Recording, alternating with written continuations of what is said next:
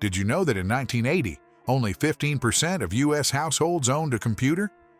By the end of the decade, that number had skyrocketed. The 80s weren't just about big hair and neon, they were about big changes in technology. Let's take a look at 20 gadgets that were at the forefront of this revolution. Before we move on, I'd like to ask you a small favor.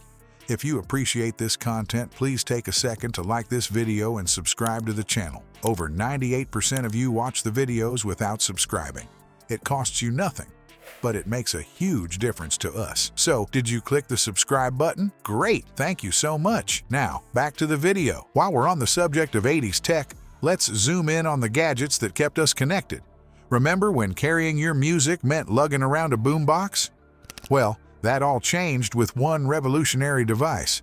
The Sony Walkman hit the scene in 1979, and it was like nothing we'd ever seen before.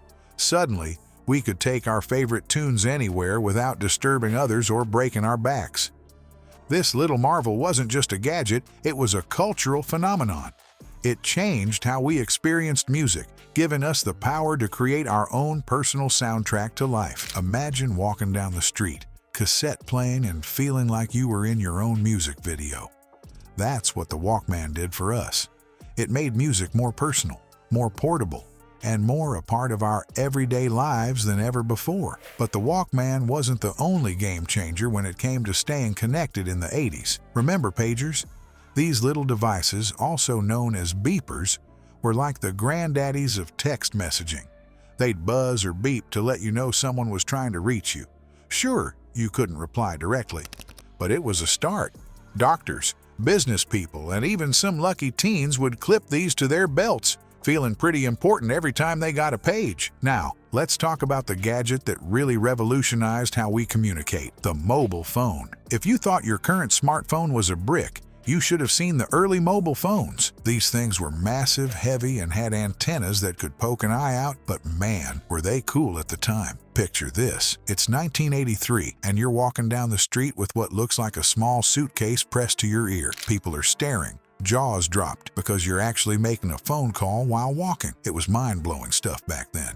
These early mobile phones, affectionately nicknamed bricks, were the first step towards the smartphones we can't live without today. As the decade progressed, so did the technology. By the late 80s and early 90s, we started seeing flip phones. Remember how satisfying it was to dramatically flip open your phone to answer a call? Or to snap it shut to end one? These were more compact and user-friendly than their predecessors, making mobile communication accessible to more people. It's pretty wild to think about how far we've come. From carrying around a Walkman and a pager and maybe a massive mobile phone if you were really fancy, to having all of that and so much more in one sleek device that fits in your pocket. The 80s laid the groundwork for the hyper-connected world we live in today. These gadgets weren't just cool toys, they were the first steps towards the digital age. They changed how we communicated, how we consumed media, and how we interacted with the world around us. The Walkman made music personal and portable. Pagers kept us reachable even when we were out and about. And those early mobile phones? They freed us from the constraints of landlines, allowing us to connect from almost anywhere. Speaking of interacting with the world around us, let's rewind to when that world was made of colorful blocks and simple sprites. Before VR headsets and ultra-realistic graphics, there was a mustachioed plumber leaping over barrels. Any idea what iconic game we're hinting at? That's right, we're talking about Donkey Kong, the game that introduced us to Mario and kicked off a gaming revolution. Back in the late 70s and early 80s, arcade games were taking the world by storm. Remember walking into an arcade and being greeted by the cacophony of beeps, boops, and electronic music? Those flashing screens and colorful cabinets were like magnets, drawing us in with promises of high scores and bragging rights. Games like Space Invaders and Pac-Man weren't just games, they were social hubs. Kids and adults alike would crowd around machines, cheering on the current player or lining up quarters to claim their turn. These games transformed our social spaces, turning malls, convenience stores, and dedicated arcades into bustling centers of electronic entertainment. But the real game changer came in 1985 with the introduction of the Nintendo Entertainment System, NES. Suddenly, we didn't need to leave home to get our gaming fix.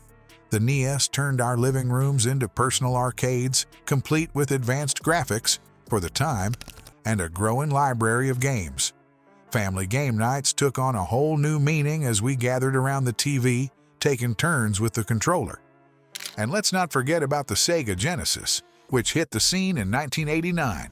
With its 16-bit graphics and the speedy blue hedgehog named Sonic, it gave Nintendo a run for its money. The fierce competition between Sega and Nintendo shaped the gaming landscape for years to come, pushing both companies to innovate and create better games. But what if you wanted to take your games on the go? Enter the Game Boy. Released in 1989, this handheld device revolutionized portable gaming. Remember the excitement of unwrapping your very own Game Boy? That little gray brick, with its green-tinted screen, opened up a world of gaming possibilities. Whether you were addicted to Tetris or exploring the world of Pokémon, the Game Boy made sure you were never bored, no matter where you were. Now, here's a fun fact that might bring back some memories. Remember blowing into your game cartridges when they didn't work? It was like a sacred ritual among gamers. We'd take out the cartridge, give it a good blow, and pop it back in, hoping it would magically start working. Interestingly, this practice probably did more harm than good, potentially corroding the connectors. But old habits die hard. It's amazing to think how far we've come from those early days of gaming. What started as simple pixels on a screen has evolved into a multi-billion-dollar industry with photorealistic graphics and immersive virtual reality experiences. But you know what? Despite all the advancements, the core joy of gaming remains the same. Whether you're jumping over barrels as Mario or exploring vast open worlds in modern games, it's still all about the thrill of play, the challenge of mastering a game, and the fun of sharing the experience with friends. While gamers were mastering Mario, a different battle was unfolding in homes everywhere. Two warriors, both black and boxy, fought for control of our TV sets. Which one did you choose? VHS or Betamax? The introduction of the VCR in the late 1970s sparked a revolution in home entertainment. Suddenly, we weren't tied to broadcast schedules anymore. Imagine a world where you had to be home at a specific time to watch your favorite show. Sound familiar? That was life before the VCR came along and changed everything. This magical device gave us the freedom to watch what we wanted, when we wanted. Missed an episode of your favorite show? No problem. Working late and can't catch the big game? The VCR had you covered. It was like having a time machine for TV, allowing us to pause, rewind, and fast forward through our entertainment.